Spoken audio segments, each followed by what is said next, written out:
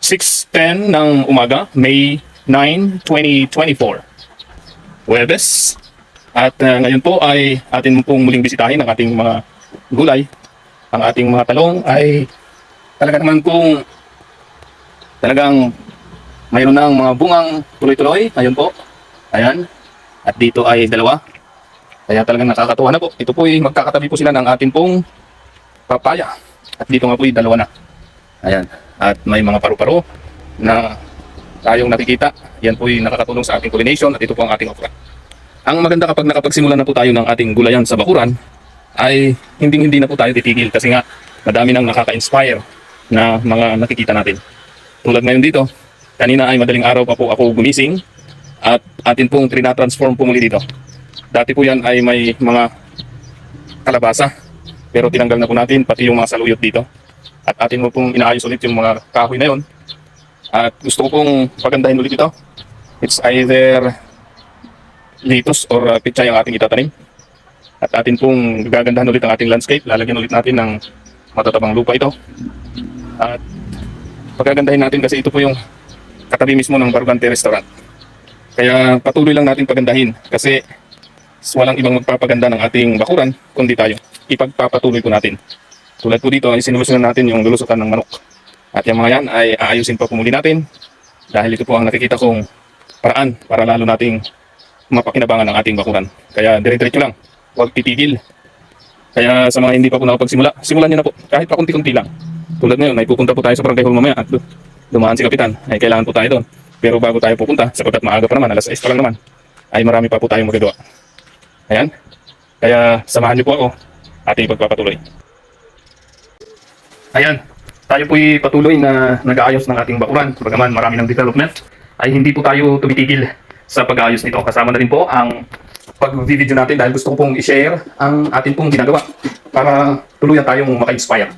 Kasi nga po, ang gusto po natin ay yung ating ginagawa ay hindi lamang tayo ang gagawin nito. Ibig sabihin, gusto ko yung mga makakapanood nito, nag-click ng video nito, ay ma-inspire din na gumawa. Dahil alam ko, katulad mo rin ako na noong una parang ang hirap mag-ayos ng bakuran. Dahil nag-click ako ng mga video na pwedeng gayahin ay pag-type ko, backyard garden. Lalabas ang gaganda. Kailangan ng maraming puhunan dahil maggagawa ka ng landscape. Kaya pansinin nyo yung aming bahay ay may mga landscape po yan. May mga pinagawa kong mga hollow blocks na hindi ko kaya gawin yung mga yan. Pero sabi ko kung ganun ay malaki-laking puhunan. Kaya naisip ko kung anong nandyan ay yun na yung pagbubutihin ko. Dahil kasi kung lahat ay gagastusan mo, baka darating ang panahon magsisisi ka katulad ko nung una, nung puro paggawa ng ating pong mga halaman, yung mga halaman natin pinagbibili natin para mapaganda, ay minsan parang maisip mo, sayang. Pero dahil katulad na yun, yung ginagawa ko ay puro mga libre lang, kung anong nandito sa bahay na libre, mga iba't ibang mga materials, ganun din sa lupang ginagamit ko, mga compost lang pa yan, at mga iba't ibang mga nahingi natin na katulad ng tayo ng kambing, ay hindi na po ako nagsisisi. Katulad yung mga kahoy na yan, kung hindi pong mapapansin ay atin na pong minamaximize. Ito pong pwesto na ito ay marami na pong nangyari dito. Dati po natin tinamnan ito ng mga pechay, pakwan, kalabasa, at kung ano-ano pa. Ngayon ang natira na lang po ay kamatis at papaya. At atin pong itatransform ito ngayon. Pagkatapos natin gamasan, tinanggal na natin yung mga saluyot dito. Ayan, ito mga saluyutan dati dito. Dahil gusto kong ibahin naman. Ganyan po ang atin pong ginagawa dito. Lalagyan natin ng ibang halaman naman dito, lamang sa ibang gulay. At ang ilalim po nito, kung inyo pong titingnan, yan po yung mga basura na mga nabubulok, mga kahoy, mga niyog at iba pa. Para tumaas at tataasan po natin, lalagyan po natin ng magandang lupa. Yung mga basura na yon ay takukuhanin ulit natin dito at ilalagay nga po dito. Yan po ang ating gagawin para lalong gumanda yung ating paligid. Bukod doon, matatransform pa natin into a better place. Yan po yung ating pong target. Ayan.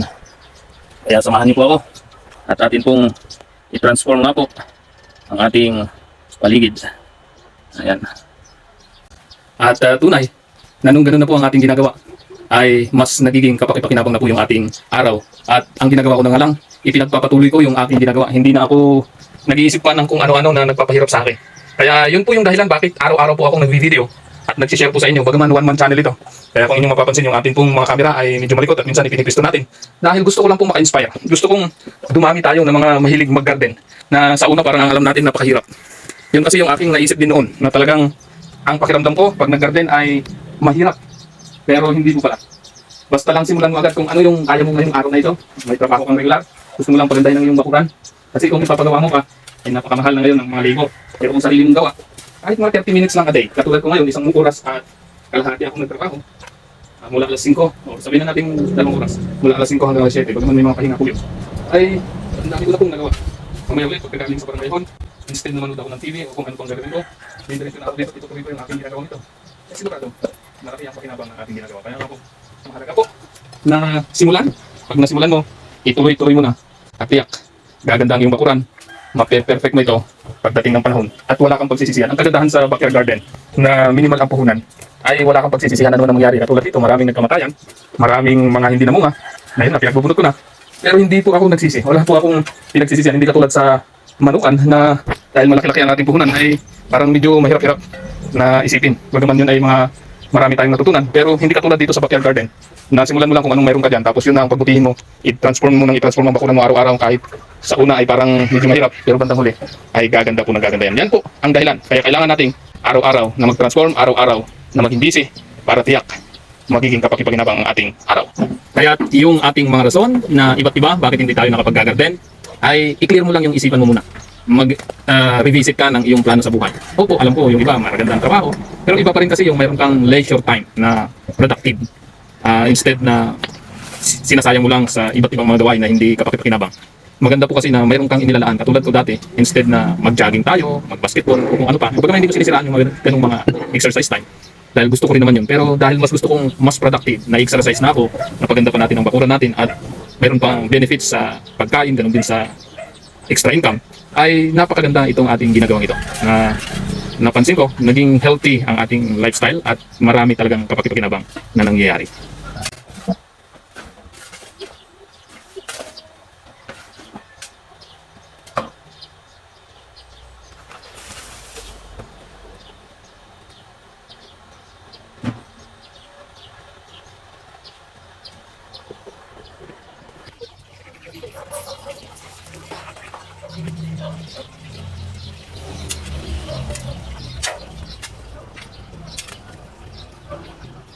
Ating pong lalagyan ng sunog na ipa.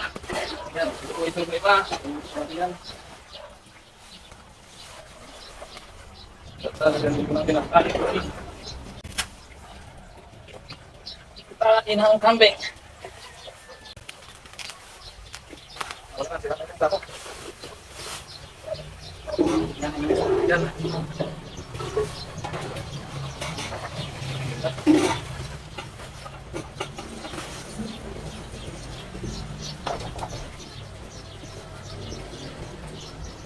Ito na po ang isa sa pinaka-productive na taon sa atin, 2024. Sapagkat nakita ko po yung development ng ating ginagawa. Opo, pwede tayong magkaroon ng instant na mga ganito, pero iba po yung ating pinaghihirapan po talaga. Na tayo po ang gumagawa at araw-araw po yun. Hindi po siya nakuha ng isang araw lang, kundi mula Enero hanggang Mayo.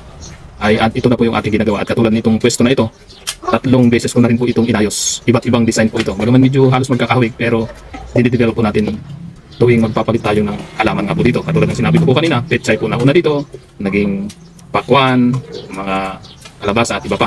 At yun po yung naging inspirasyon natin. At yung saluyot na nahuli ay bubunot na po natin para ma-develop ulit natin ang pwestong ito.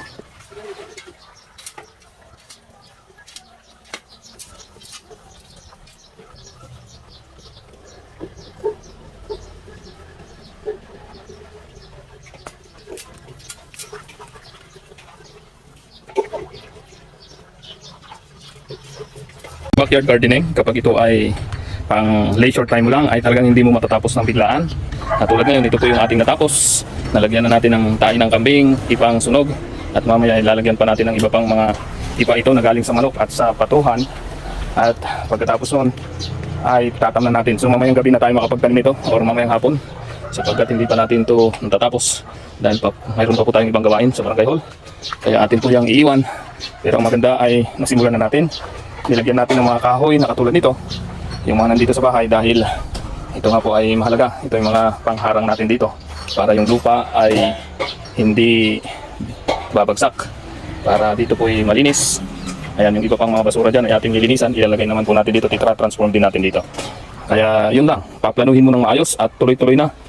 Kung ano man yung nagawa mo ay huwag mo nang titigilan at tiyak gaganda ang iyong bakuran. Hindi mo yan makukuha ng biglaan. Katulad ngayon, January to Mayo, ito na po yung nangyari sa atin.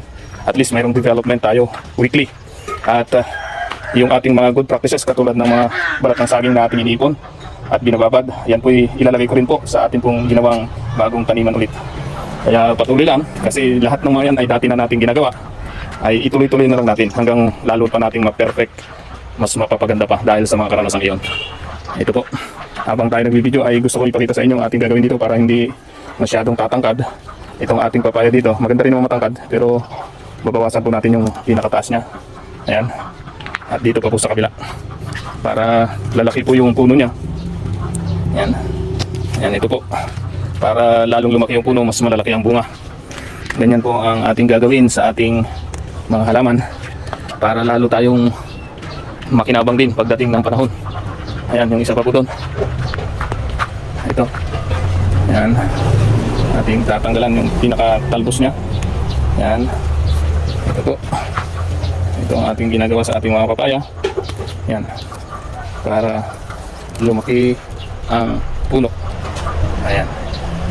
At yun nga, ituloy-tuloy mo lang na magpaganda ng iyong bakuran at tiyak darating ang panahon lalo pa yung gaganda ng gaganda.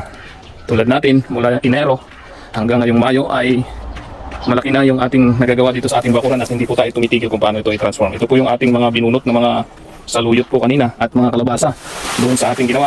Yan, mga saluyot po yan at kalabasa at iba pang mga gulay doon at pinagtatanggal na po natin at muli nating tataniman sapagkat gusto natin na lalo pang mas mapaganda ang ating bakuran at ma-maximize natin ang mga space at mas magiging kapakipakinabang ang ating mga halamang itinatanim.